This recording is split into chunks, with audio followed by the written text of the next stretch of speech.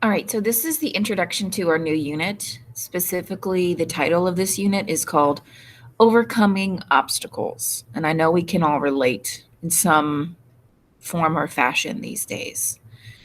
So, with every unit, if you had me last year, you know this. If not, this is something new. Every time we are given, I assign a new unit, it comes with its own essential questions to get our brain kind of jump started, and it will come with a series of notes. So make sure you have a paper and pencil, or you're taking notes in like an ongoing Google Doc for English class. It's minimal notes, it's not too lengthy, and the notes that you'll take are skills that you've seen before.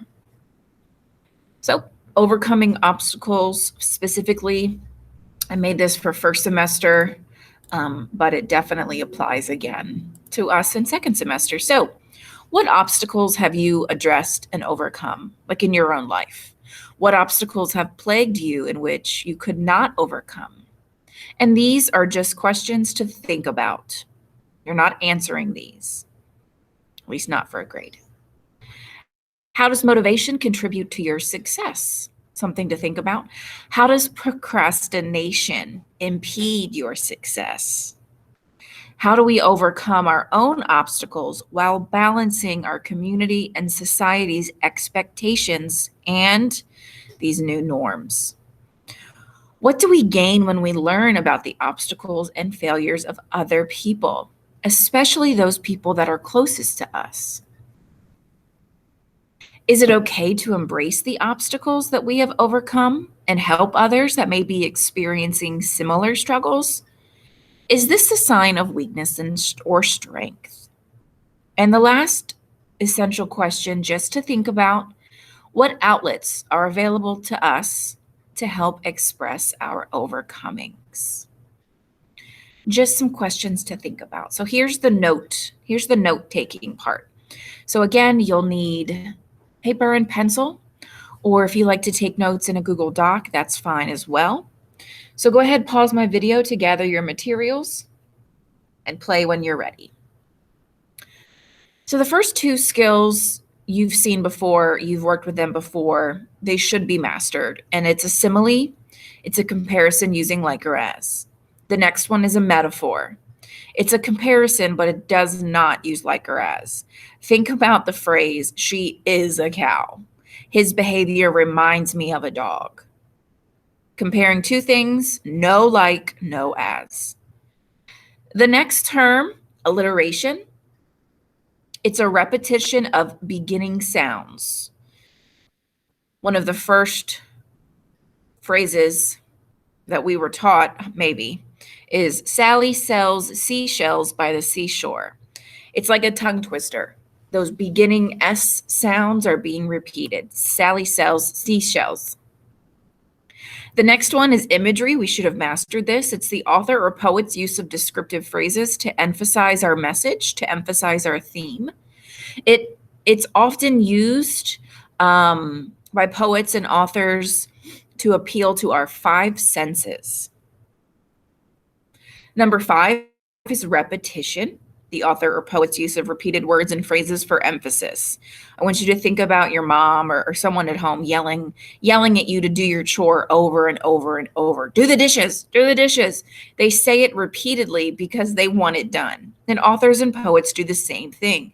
They use phrases over and over to show you how important what they're saying really is. The last two, 6 and 7, are more practices that we really need to work on. So the number 6 is paraphrasing, and it's a practice in which the reader shortens and simplifies the original text. So this is when you as the reader, you make it your own. So you shorten the text and you put it in your own words, and that's called paraphrasing. And number 7 is inferencing. Inferencing can be tough for some of us, so we need to practice this skill. And inferencing is when you use your own background knowledge and then you put that with what the author and poet reveals. And that, in a shortened way, is how we make an inference about future events, our own background knowledge and what the author or poet gives us. So these are our 7 skills. Make sure you have these down because you will need these. Your assignments in this unit will reference this. Moving on, very, very, very important. Directions in this unit.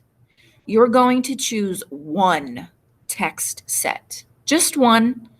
You have 2 options. You can read through the text set Race and Empowerment or the text set on mental health and motivation. Please choose one. You don't need to do both. It's the same amount of work in both. It's the same amount, but you get to choose what you want to read about. Each text set includes poems, a nonfiction article, and a lengthy excerpt from a novel.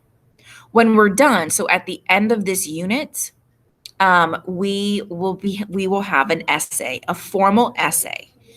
You will not be submitting this work in Canvas. Okay, we're still going to stick with our sharing things in Google Drive. I think that's how we're most successful in English class. First option. Option 1, text set Race and Empowerment. So, if you would like to choose to read about race and empowerment, the first thing we're going to do, not today, I don't think we have time today, is there's a poem by Langston Hughes called Third Degree. We also have another poem by Langston Hughes called Words Like Freedom, and another poem called Home by Worcestershire, and she's an up-and-coming poet. The third is the nonfiction article. And the fourth is a lengthy excerpt from Angie Thomas's The Hate You Give. So this is option 1.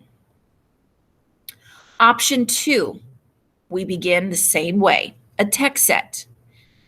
This one's called Anxiety of 10 O'Clock. It's a poem. The second one is another lengthy poem by Sarah Kay called Hand-Me-Downs. The third is our nonfiction article on depression. And the fourth is a lengthy excerpt from Amy Tan's Joy Luck Club. So remember, this option is mental health and motivation. For those of you that like to work ahead or look ahead, you'll see the essay prompt, the rubric, and of course, works cited and honor code. Because this will be a formal essay, we include our works cited and we include our honor code. So go ahead now, ask questions. Remember, we have 2 options and you are just choosing one.